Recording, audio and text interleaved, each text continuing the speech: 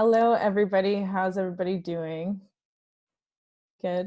Just like give me some love. Yeah, it's really strange doing this over, I guess, Zoom. I'm used to seeing all your faces and I kind of like it. So if you have the courage to pop on, I'd love to see you.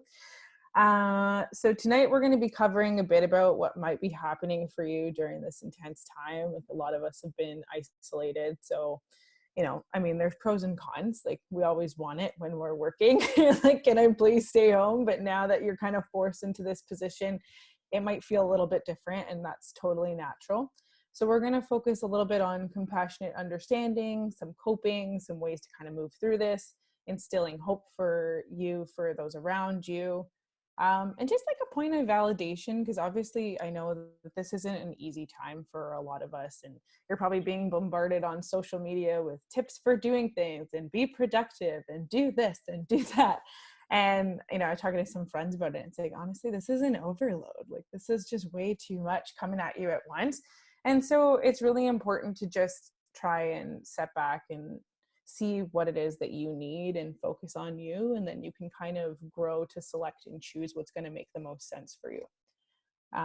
So yeah, just kind of validating, yes, it is crazy and everyone is processing in their own way. And whatever way that you're processing in, whatever way you're feeling is totally okay. Okay. And a lot of people are like, should I be feeling anxious? Should I feel depressed? Like I'm lonely, I'm isolated, this, that, this, the other thing. You know what? It's a pandemic. This is something we're not used to this. It's not like, okay, I have anxiety in the normal time, like add this to the mix and then now what, right? So really it's just recognizing that our worry is coming off in this time because it actually manifested so that we would be able to overcome these obstacles and concerns. And it's meant to give us a plan for a solution. Okay, so your brain is actually working if you are having a little bit of worry, because this is legitimately a scare. It's a legitimate thing to be afraid of. Okay, so like I said, whatever you're feeling is okay. With that said, worrying in excess can actually cause a chain of thoughts and images that can progress into catastrophic and unlikely directions. So some people might be feeling uncontrollable worry, almost as though like it's taking on this own life, and you're looking at the news updates and bang, bang, bang, so many people died and XYZ, and you're kind of going back and forth. And it's very natural to start thinking of the worst case scenario. And it's most likely happening to everyone at one point or another. But I just want you to consider this worry chain, for example. Okay, so let's think. How many of you have felt like you had a symptom? If you can, just raise your hand. So, yeah, okay, so cheers to all of you, right? Me too. Like, okay, so I have a headache. Oh no, what am I infected? Maybe I passed it to somebody. You're going through all the damn scenarios that you've been in. You're like, did I go to Longo's? Oh my goodness, I got this notification, said like traveling, and I thought, oh no, they're coming to tell me I have to stay inside. Then it's like, okay, if everybody passes it on and then they die, everyone I know is gonna love. Everyone that I know and love is going to die. Okay. So it started with, I have a headache. It moved through the infection. What if I'm passing it? Everyone's going to get it. This is the death, blah, and then what happens is you're like, oh no, my whole world is coming crashing down. And that's when you have to start to be a little bit more careful and have to step back a little bit, because that worry chain is what's going to get you into a more anxious spiral. Okay.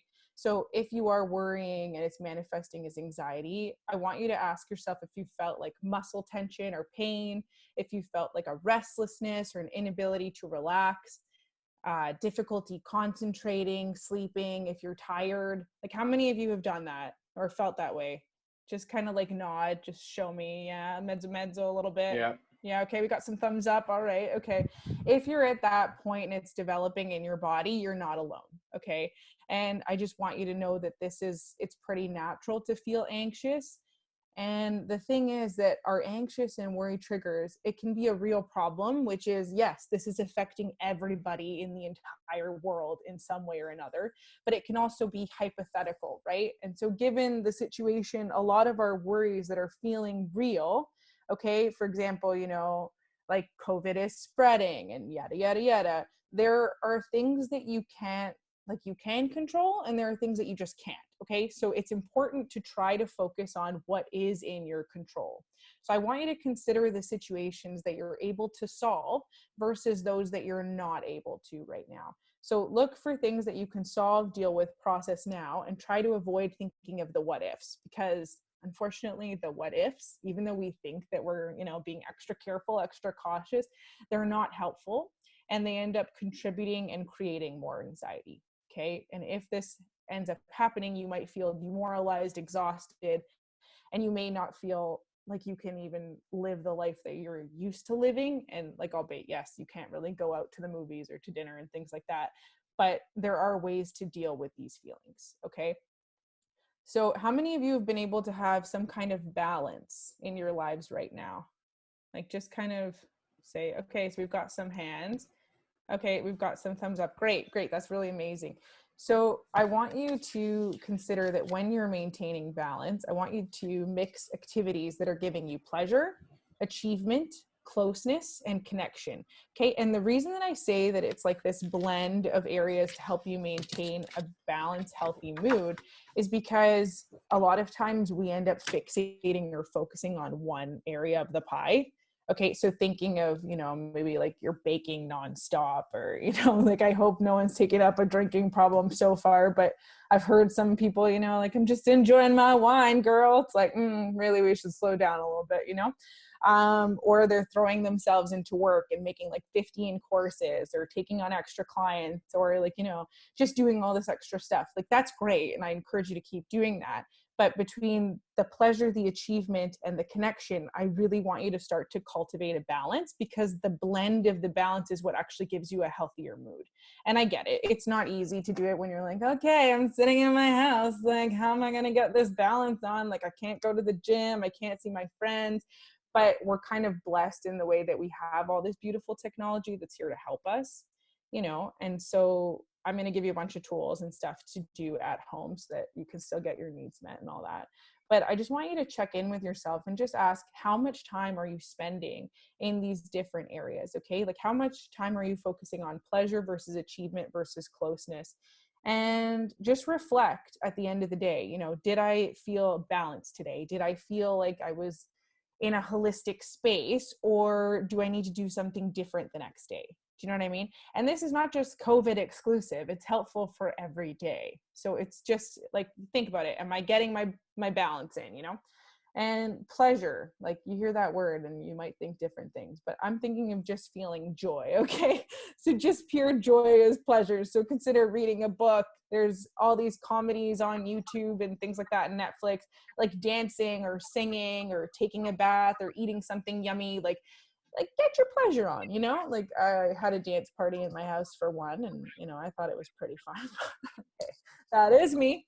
In terms of achievement, right? Doing something that's making you feel accomplished. So if you're not working right now, maybe it's, okay, I cleaned my room and I did my laundry. Like, let's get it going. That was my big thing of today. So, finally did it. It's all drying now. Like, yes, kudos. Okay. Or maybe it's decorating or gardening or working or school, making a new recipe, anything that gives you that, like, yes, I got this, So, that's basically that. Now, in terms of closeness, now more than ever, I really want you to think about this one, because we're social beings and we need to be connected, and isolation makes that difficult. But again, tech makes it better.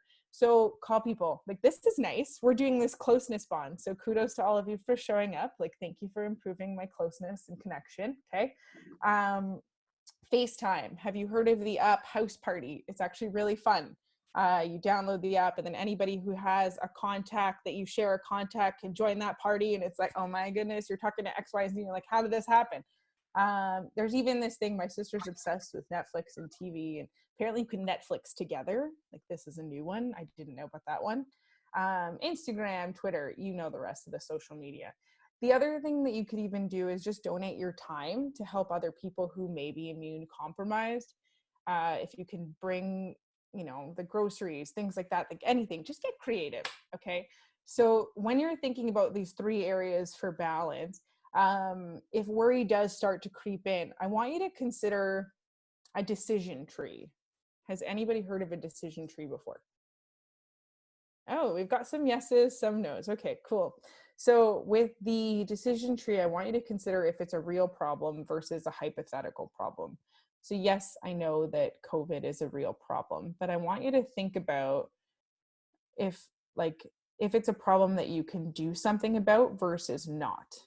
Okay, so is this in my control or is it not? So I'm going to send you a document if you have access to it. It's in the Living with Worry Anxiety package, but if not, I'll send it to you after. So it's, is this a problem I can do something about? If it's yes, then you shift to the left side of the tree and you work out the options that you could do and you just list it out. Now, even the act of writing the options out can seriously transform your relationship with worry because you're putting it on a page and you're getting it out of you, right? So for people who journal, they know that like this is positive in a lot of ways. It's like an emotional relief. You read it back, you're like, wow, I'm going a little cray cray, you know? So it's important because then you get that third person party. If it's yes, you list your options, then you continue. Is there anything I can do right now in this moment? If it's yes, then do it, okay? If you cannot, at that point, you want to let the worry go and focus on something else that's important to you right now. Yeah, letting the worry go. Okay. Now that is a very loaded statement. Like, ooh, I'm just going to drain my brain of this worry. No, it doesn't work like that. But what you can do is move through that fear and say, okay, this isn't in my control. So I have actions. I have the time either to focus on it and to worry about it. Okay. Which isn't going to help, isn't going to get me anywhere positive. Or I can try and do something that's going to make me feel better. But in that interim, what I want you to do and think about is maybe consider having a worry time period. Yeah. So I know this sounds kind of funny when I say it, like a worry time period. If you dedicate 15 minutes a day to worrying and you say, I'm going to put off my worry until 7 o'clock, from 7 to 7:15, I can worry as much as I want. But you almost disable your ability to engage with it during that time, like for other periods of the day. What you're doing is you're essentially giving your worry a place to be soothed in. You're like, okay, I will do it from 7 to 7:15. It's like when you're, okay, so going back to dating and things like that, I talk about this a lot, so forgive me. But when you're waiting for that text to come in and you're like, are they gonna get me back or not? You know, and you start like looking at the clock and you're looking at your phone and you're like, geez, you know, like it's been 15 minutes. We were engaged in a regular conversation. Like, where did this person go? Okay. So it's that same kind of feeling. But if you knew they're going to call at 7 and they religiously call at 7, it's like, oh, it's okay. I can deal with it until then. So essentially what you're doing is that, but for yourself. You're giving yourself those conditions and time frames. Okay. With the other thing, now I don't do a lot of, I'm sure you do. People who know the Serenity Prayer, it's a beautiful prayer. Okay. And it honestly is a great tool for helping you recognize that if you can't do anything about it, accepting it, even though it's hard, is a much more effective way to work through things, right? So it's given me the courage to change the things that I can and accept the things that I can't. I said that brutally wrong, but you know the prayer. So kind of going through that, right? Now, plan what you can do when the worry does come, right? So almost getting like a toolbox, like a bank of things that you can already. And the more things that you have in there, the better that you're equipped to kind of distract yourself to move through it. And I'm going to give you a lot of those tools so that you can do that. But beyond that, I want you to almost think about yourself in a self-compassionate way as well. Okay. So even just saying, may I be kind to myself right now? Like, what is it that I'm doing? What is it that I'm feeling? How can I move through this? You know? So recognizing what emotions or feelings do I have in my body, you know? Checking the thoughts that go with that, asking yourself, am I being rational right now? Even though a lot of times you're not, you know, it's important to kind of like recognize that. Sorry, I'm just going to pull something up here because I wanted to kind of shed the light. No, what is happening? Sorry, techie issues. Okay, so I have something on, I'm going to post it for you guys here, but also on the website. It's how to move through an emotion. So I would like you to, you can use my sheet or you could do it yourself, but if you're having an emotion that's feeling overwhelming, you can literally draw a little figurine of a body if you like, okay? Or if you're really wordy, then you could do something else. And I just want you to identify where you feel that emotion or feeling in your body, okay? Then I want you to ask yourself, what sensations am I feeling right now? And what do they mean to me? Can I give them a label? Is a label even necessary? Okay. And as you're moving through this, I want you to ask yourself again, so what has been happening that may have been contributing to this feeling? How would sitting with this feeling feel? And then what would open up for you if you let this feeling go for now? Okay. Now, imagine that intense bout of anxiety. You're feeling depressed or isolated or sad or anything that's happening for you, knowing that it's okay, but just giving it that space to be. Because a lot of times when we have these uncomfortable emotions, the first thing that we want to do is like, oh, like push it down, like get to the side, like gonna go do this, gonna run errands, gonna go exercise, gonna do something, like get it away from me. And what happens is that it ends up having this like build up residue in you, and it ends up getting worse and it gets more ugly, because the more that you're suppressing it or pushing it off to the side, the less you're actually attending to that feeling. And feelings are not the enemy, even though sometimes they feel like it, right? Okay, they are not the enemy. What they are is just information. They're information that your body is making available to you. Okay, so if you have an emotion that's really uncomfortable, I like to use deep breathing, because the more that you oxygenate the body, like the better it is. Okay. And when you're deep breathing, you're also sending connections to your brain, signals to your brain, that are basically saying, it's okay to chill. Okay. You're saying it's all right to just slow down. And in that immediate response, that's really difficult. So I'm just going to show you a little exercise quickly. And if you like it, you can do it. And if not, that's totally cool. Okay. So it would just be a nice deep inhale. So you hold it for 4 seconds, and then you exhale for 6 seconds really loud. That was an obnoxious breath. I will acknowledge that. However, if you do that and you repeat it 4 times, you're likely to tell your brain it's okay to chill. Okay. Once you do that, you're in a more relaxed state to actually feel that emotion and that intention that you have in you. And so once you've done the deep breathing, I want you to feel that feeling fully. So if it's sadness, if it's anxiety, if it's tension, notice the sensation. So let's say I'm feeling anxious. I might feel it right here in my chest. Okay. So just breathing in, and I'm just going to let that feeling really just manifest through me. So whatever comes up is okay. And it's important to not judge whatever feeling you're feeling, because whatever you're feeling is okay. Okay. And if you can be compassionate to yourself and create this openness to this experience, I want you to almost focus on sending the next breath to the feeling that you would like to attend to. So you just, like, let's say I've got all this tension in my chest right here. Send a nice breath in. Sending it right there. As you breathe out, what you're doing is you're saying it's okay to let go, because you're giving it that space, and then you're saying, I'm going to let you move through this. Okay. Something else that I really like to do, you probably notice it, it's very instinctual for me. If you put your hand over the area, let's say you've got all this tension in your shoulders, which is, I don't know, for me, it's a daily, like, you know, I'm like, my massage therapist has to beat me. Can't even see her anymore. If you put your hands here, okay, just putting it there, you breathe in. When you push in, you're actually saying, okay, it's okay to let go of those muscles. Okay. And what you're basically doing is you're just allowing that feeling to flow through you with the breath. And just notice what happens is you start to release some of that tension. Okay. And you just repeat that as many times as you need to. Yeah. So I see some necks moving, getting into it. This is good. Loving it. All right. And then at the end of it, once you've had those 4 breaths or as many times as you need, sometimes if it's really stressful, you want to go to 10 or more, and that's totally okay. Just give yourself a nice hug and just thank yourself for giving yourself the opportunity to practice letting go. Okay.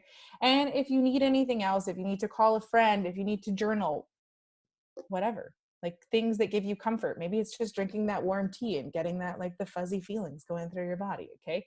That's how you can move through an emotion effectively. And sometimes it's challenging, and sometimes there's nothing that you can do. Like if you're at home and you're in quarantine, there's not much that you can do. Okay. But the more that you get in tune with yourself, the more that you give yourself space to feel, to be, the better you're going to be, you know. Some other things that you can do: setting a routine. So if you're spending more time at home, I know a lot of people are going to chill in their pajamas. Maybe you got dressed up for this call, maybe not. I don't know. Okay. Get dressed, put on some real people clothes, you know, don't wear sweats all day. The reason is not because it's not comfortable and lovely. Like, I feel you. I'm in leggings, all cheats, you know. But the point is, if you do that, you're saying, I'm still on my game. I'm still ready to see the world. And mentally, it actually shifts your space. Even though it seems very tiny, it has a big impact, okay? How many people are still working out from home? Good, good. Okay, you guys are all pretty on top of it. Christina, we got a slacker? Yeah, a little slacker. Okay, it's okay. We'll get to you later. If you are not working out, I am going to encourage you to do that. And if you go to classes or things like that, I'm going to give you a sheet. There's yoga with Adriene, there's cardio, there's kickboxing, there's a bunch of stuff that you can do on YouTube. Like, I know working out isn't always the most fun thing, but it's going to give your brain a boost and it's going to give your body a boost, and overall you're going to feel better. So whatever it is that works for you, even if you're doing like 30 jumping jacks and just skipping or whatever, I don't care. Do something, okay? The other thing, if you're not working right now and you're not mentally engaged, try doing something to get your brain working. Even if you're playing on those brain apps that are like, you know, find the pattern, find this, do this, do it. Okay, just the point is, get your brain working. If you're still working, if you're doing school, cool. If you want to take another course, there's a bunch of things on Udemy for like $10 or less. You know, like, just keep your mind active. The other thing is, I'm sure you've heard this already, but practicing gratitude, okay? We keep saying it because it's good, all right? So at times of uncertainty, developing a practice can help you connect with moments of joy, aliveness, and just, if you would like to do this at the end of the day, I find it's a really nice way to close your day. Just saying, like, what's something that I can be thankful for right now? What's something that I'm grateful for? If it's a connection with a loved one, if it's the fact that you're learning, if it's the, you know, you worked out today, yay, you know, like, whatever it is, just something that you could be grateful for. I had food. And it's important to be specific and to try and notice new things. So keep a journal, record it if you can. And if you can get other people on board, that might actually be a nice exercise for you to share with your friends or your family. Like, you know, today I'm super grateful for you, girl. Like, you know, then beyond that, I want you to try and limit your worry triggers. What I mean by triggers. Okay, how many people are checking the news all day?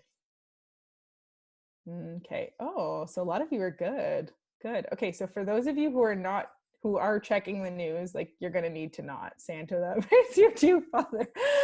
Yeah, I'm on you. Okay, so no, put the news away. It is bad. Go to the WHO, the World Health Organization. Go to Canada. Go to Ontario if you're in Ontario, or Quebec if you're in Quebec. Basically, just really limit how much you're looking at, because if you're looking at it every hour, if you're looking at it all day, you're more likely to feel like it's all around you and it's really containing. And then what happens is your brain starts to think that there's an even more threatening time than it actually is. Okay. Yeah, so that's pretty much that. And I did want to go over one other thing on coping. But I kind of touched on it. So for coping, I know we talked about keeping life in balance, but the other thing that I wanted to mention was if you feel stuck. Okay, so if you feel stuck, embracing that you can't change it, surrendering to the feelings that you have, ask yourself what you can control and trying to find peace in that. Just noting that you're not alone. You do have control over how you spend your time, and you do have control over how you process your emotions. Okay, so just keep that in your mind space. And then the other thing is, I put a bunch of reflection questions, which you will get for after, but just noticing, like, what do you actually enjoy about home? Are there areas of your life that maybe you neglected before this? As you're shifting into this new way of being, what are you learning about yourself? What are you learning about other people? You know, what are you interested in continuing doing when the restrictions are lifted? Like, are there people that you might want to connect to more? Do you spend enough time speaking to family and friends? And when you put busy aside for a second, because, you know, Canada, compulsively busy, what actually opens up for you, right? Just asking, have you been in touch with your creative self lately? Have you been expressing yourself in the way that you like to? I know some people who dance their whole lives, they got into adult corporate career and just stopped dancing. I'm like, you need to do that, you know? Are there elements of yourself that you'd like to get back in touch with? Okay, so I want you to really think on the mind, body, soul. Okay, so what are your thoughts like? Noticing the sensations, and there's a whole sheet so you can follow: nurture your mind, nurture your body, nurture your soul. The mind is more about getting in tune with recognizing like negative spaces, deep breathing, challenging your thoughts, moving through the behaviors. I put some meditations on there. There's also like, you can also connect with prayer, nurturing your body. So I put like everything that I talked about. There's also some nutrition tips. If you're feeling anxious, I'm just going to throw one out there: stop drinking coffee. And if you can cut sugar, please do. And I know that's bad. I'm sorry. I know I love coffee too, but decaf could be good. You know, I can't understand sign. I'm doing my best here. Marco, if you want to unmute, I'd love to hear what you have to say. One second. I'm mute. You're unmuted. You're good. You're good. Talk to me. Well, I'm unmuted. Yeah, we can hear you. All right, that's gonna be very hard for me because part of my culture, like I honestly have up to like maybe, I'm not exaggerating, I would have like maybe like 3 coffees a day, and I love my coffee. Oh, I hear you. We do too. You know, it's part of our culture too. It like maybe even just curbing it a little bit. Like even if you can get rid of one, start with 2. Take it like, you know, you're withdrawing, okay? Because otherwise you're going to get headaches. And I know that that's awful too, because I'm a heavy coffee drinker as well. But if you're feeling anxious, it does help. Okay, so just do your best. I mean, switch to decaf. I know it's not the same. Don't give me the face. I know. Just do your best. It does help you. Okay, so I'm going to leave you with that. Okay, another way, if you guys can exercise for 45 minutes 3 or 4 times a week, that's ideal. If you can meditate or pray 5 to 7 times a week, that's ideal. I'm not asking for miracles. Even if you do like a 3-minute breathing exercise, that will do. And then just like avoid the media, and then nurture your soul. So, you know, asking, have you been communicating? Have you been expressing? Basically everything that we talked about. There's also some protective factors in the at-home coping skills. So if anybody is having some mental health concerns that they do need to talk about, the crisis lines are open. You can definitely call them, and I think they're super helpful. And at the end of the day, honestly, you can only do the best that you can. Like, we're in this together. So just give yourself some good guidance and know that you can handle this. I know you can. I'm looking at all of you. Okay. You can all handle this, even though it's difficult. You can practice these helpful coping skills. And if you do need therapy, then, you know, you can call me or any of the other number of therapists who are totally willing and able to do online if you're finding that the anxiety or the depression is getting too severe. But I want you to also take a second to write a mantra of strength. If you can do this after the call, it is in the at-home coping sheet, and just giving yourself something that basically encompasses like, I can do this and here's why. And these are the things that I can do if I'm having a hard time. And there's an example. So you can get through this. I believe in you. And thank you for having me, guys. This has been a slice. Well, thank you, Christina. Lots to think about, for sure. And now we're going to actually split up into some small groups. And by way of doing that, we're going to put you out in a breakout rooms, and maybe about 4 to 5 people each. And I will copy the discussion questions, which Christina came up with. Let me just do this here. Back with that. Oh, was that it there? Okay. I muted myself. I put them on the side as well, so it's just easier. Perfect. That's what I was going to do. So you'll see the questions there. What is one thing that you would like to try as a new coping tool? How can you use the principles of balance that we discussed? Which area may be lacking for you? Is there someone you'd like to reach out to who may benefit from hearing from you? Which tool are you excited to try that can help you clear some emotional clutter you may be storing? And again, Christina is posting again the handouts in the chat forum if you joined us since we did post it. And I also posted above her website to her practice, which has the documents as well. And we'll make sure that you have that as well. So in a moment, I'm going to move you to breakout groups, and we'll spend about, I don't know, we'll see, 20 minutes talking.